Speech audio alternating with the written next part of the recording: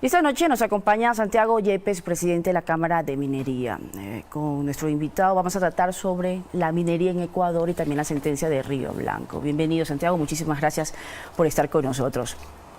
Al momento el proyecto está detenido, ¿verdad? Es lo que todos conocemos, sin embargo existe preocupación porque el 60% de las inversiones están todavía en una espera de una seguridad judicial. ¿Cree usted de que el juez que ordenó la sentencia se extralimitó, tal vez? Gracias, Mariuxi, buenas noches. Un saludo a todos quienes nos ven a través de este prestigioso medio de comunicación. Sin duda el tema de Río Blanco es un tema complejo, es un tema que evidentemente ha generado una inseguridad jurídica en el inversionista extranjero.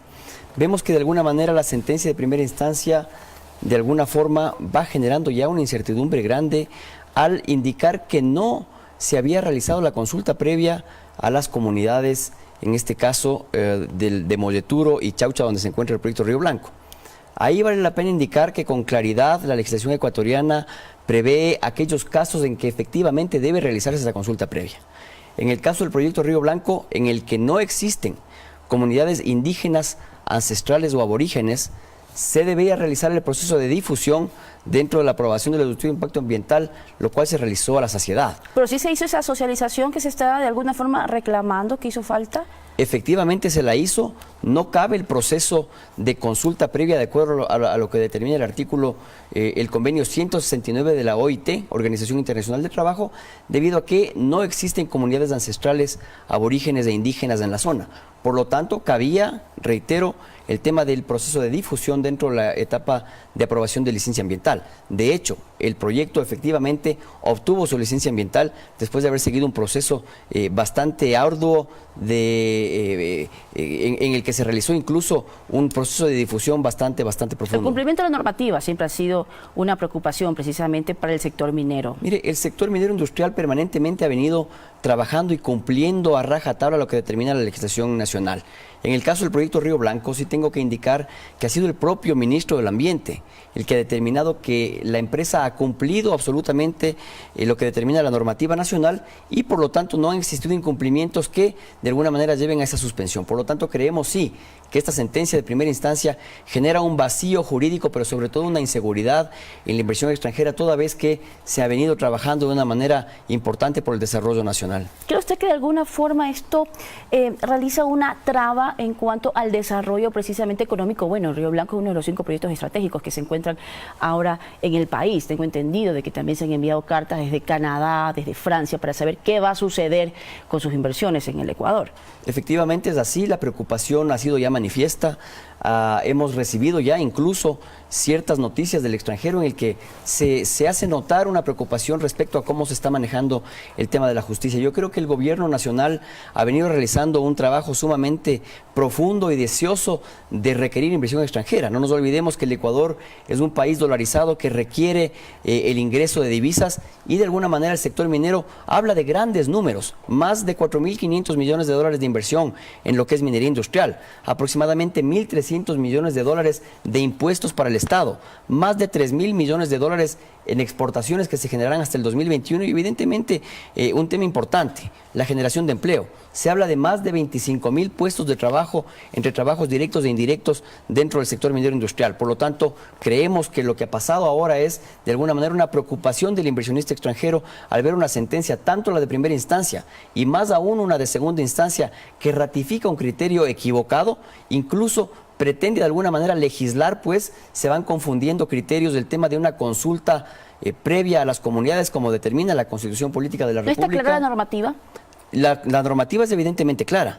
El juez lamentablemente lo que hace es confundir estos criterios, asimilar de alguna manera una consulta popular a una consulta previa en las comunidades aledañas de los proyectos es sin duda una vulneración al derecho de las comunidades. Creo yo que si es que el sector minero quisiera de alguna manera tomar a favor esta sentencia del juez, podría simplemente decir que la consulta popular manifestó que no se puede hacer minería, como efectivamente así lo dice, en centros urbanos, zonas intangibles y parques naturales.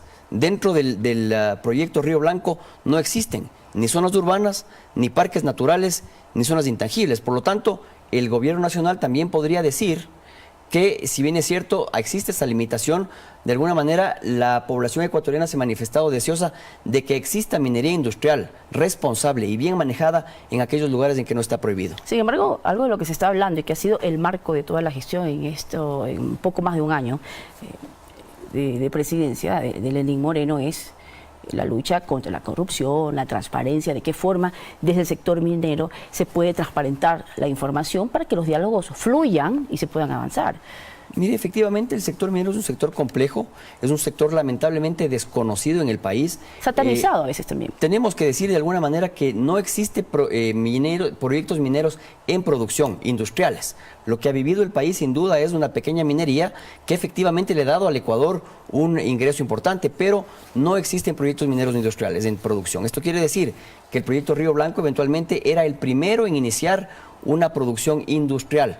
Por lo tanto, sí creo importante también ratificar que lamentablemente el Ecuador ha vivido una época también de minería ilegal, mal llamada minería, una extracción ilegítima de minerales, que no comparte los beneficios con el Estado, que no tiene las mínimas garantías para el trabajador, que no tiene normas de seguridad industrial y evidentemente que no genera sin duda una remediación de ese impacto ambiental que se va generando. La depredación que ha existido a través de la minería ilegal es sin duda condenable, es un delito que finalmente debe ser perseguido, pero sobre todo propiciemos sí una minería industrial responsable, participativa con las comunidades, que genere encadenamientos productivos, pero sobre todo que es altamente regulada. Es el gobierno nacional, por lo tanto, el principal garante de que las actividades mineras se vienen realizando de una manera importante y sobre todo respetando la normativa. ¿Existe una propuesta en firme desde la Cámara por el tema ahora de la suspensión, diálogos que vayan a realizar? Evidentemente que sí, nosotros consideramos que es el gobierno nacional el que debe de alguna manera otorgar las garantías necesarias para que esta inversión extranjera se siga dando de una manera importante,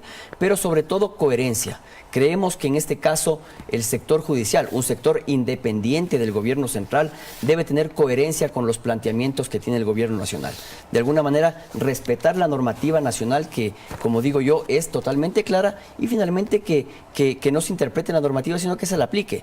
Incluso el juez de segunda instancia indica que no hay cómo hacer minería porque existen bosques protectores. De acuerdo a la normativa nacional, es posible hacer minería en bosque protector. El bosque protector no es de ninguna manera un área protegida, por lo tanto creemos que la vulneración que se ha generado a la seguridad jurídica de los inversionistas extranjeros, en este caso de la minería a gran escala, es sin duda importante. Muchísimas gracias, Santiago, por estar con nosotros en este espacio de entrevista. Santiago Yepes, presidente de la Cámara de Minería, con nosotros en Telediario Estelar. Hacemos una pausa, ya volvemos.